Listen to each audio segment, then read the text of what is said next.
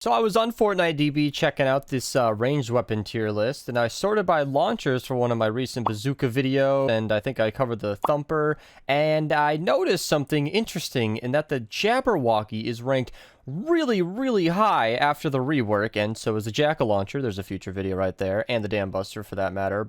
Interestingly enough, the purple dam buster is better than the bazooka based on damage, but that's another topic for another day. Today we're talking about the Jabberwocky, which is exactly 1 point less base damage than the Santa's Little Helper, which might make it seem like an obviously inferior weapon. It does have half a second longer time to reload and quite a bit higher impact for that matter, but it actually explodes into 3 more cannonballs that all do the exact same damage. So for one shot of the Jabberwocky, you can do essentially 4 times the amount of damage as the Santa's Little Helper, assuming all of those can hit the same target. So let's check this out even further. The Jabberwocky is really similar to the bowler in that it shoots a projectile, a cannonball that can drop over time and can bounce if you shoot it correctly, explodes into a crowd of zombies, but the difference is that it doesn't go through enemies like the bowler and it doesn't bounce nearly as much, but it does explode into 3 more projectiles, effectively quadrupling its damage output, assuming those actually hit a target, which is definitely worth mentioning because that doesn't always happen. A lot of those projectiles will just kind of fan out and then get ignored by the zombie, but plenty of times you can trap them in a certain position and absolutely decimate a mist monster in a single shot. Now, it is similar to the bowler in that it does have that 228,000 DPS you can see here. It has 304,000, and if you go ahead and apply Blakeheart the Blackhearted, or Blakebeard the Blackhearted, that cannonball damage will impact its overall damage. So that buffs the bowler, the Jabberwocky, and the cannonade. If there's something else I'm forgetting, leave it in the comments below, but suffice it to say, this does buff the Jabberwocky. So if you are going to be using the Jabberwocky, you could put Blakebeard in your loadout. I, as per usual, use my typical Rescue Trooper Ramirez build because I don't consider this to be a primary weapon. I just use this as my default build. Everybody knows if they watch my streams, I just like ARs and SMGs. It's kind of my go-to, and that's why I'm using a loadout that's not buffing it at all, because it's really more of a secondary. It's really good for taking out big crowds of enemies, but it's definitely something you should keep in mind, that you should probably be finishing off enemies with your normal weapons, because yeah, it's not a primary weapon. Rockets are extremely expensive, and you can make a build for it, link below on a fantastic loadout for that, but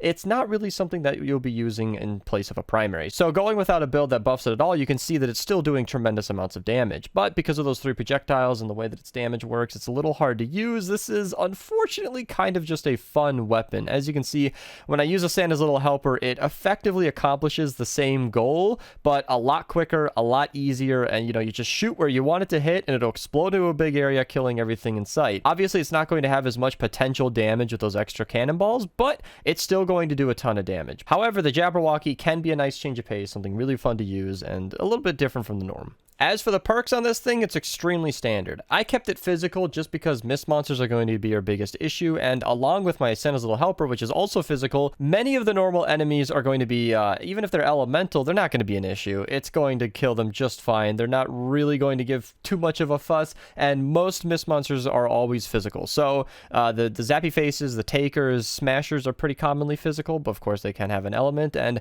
honestly, if you're going up against a smasher, you can do a lot of damage with an explosive weapon, but you're probably going to want to shoot something like an SMG or an AR that's a lot more consistent at outputting damage to finish them off. As for the perks on this though, I do use a reload perk because it has a base 3-second reload, and on a weapon like this, or any weapon for that matter, 3 seconds is a long time to be waiting, so I highly recommend at least a reload perk. You can't do mag size on this because you shoot 1 projectile that's, 3 rockets per shot as per usual. Its impact is really high already, so if you want to use this for impact, which is kind of weird, there are better options for that. You can put an impact perk on this, but I wouldn't really recommend it. And then the other thing that's a little confusing here is I'm not using damage to slowed and snare, because I've been breaking this down a lot in my recent videos, but I'll say it here that you're not going to be doing any bonus damage on your first shot. So you're going to be getting a 0% bonus, and then your next shot will do 45% bonus, assuming they're still alive, which will average out to be about 22.5% damage. So it's only on your 3rd shot that your damage to slowed and snared bonus is even equal to what a damage perk would have already been doing the entire time. So I personally opt for a damage perk. If you want to see a bigger number, you can totally put slowed and snared on here, but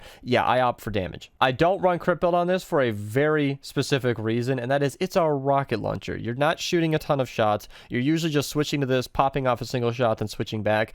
Crit build is really, really ballsy. I think it's really, really risky. Obviously, because you're shooting about 4 projectiles with this, you might have some better opportunities to crit. Everybody should know by now that in crowds of enemies, each enemy has its own specific chance to crit. So if you're shooting 10 enemies on average, 3 or 4 of them are going to crit, but I don't want to be rolling the dice on a crit. This is already an expensive weapon to operate. I am very happy with triple damage, and as you could have seen, it's been doing plenty of damage, taking out enemies completely fine. And that's pretty much it. There's not really too much thought to put into this. If you want this to be elemental, you can. I'll drop my elements guide in the description below if you guys want to figure that out yourself. Reload is highly recommended, and triple damage has been doing wonders for me. So if you want to go absolute optimal DPS, you know, which is not really how this weapon operates, then you can go a crit build, drop it, you know, crit rating crit damage or crit rating double crit damage, but you will have to lose out on a reload perk somewhere in there depending on how you want to perk it, and it's not really something I recommend anyway. So that's the Jabberwocky, you guys. This one took me forever to find because apparently it's the Jabberwocky, not just Jabberwocky.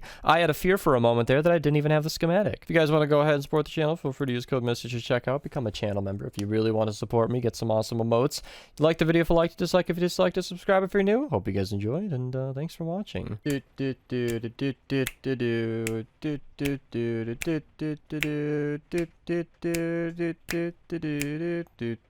And then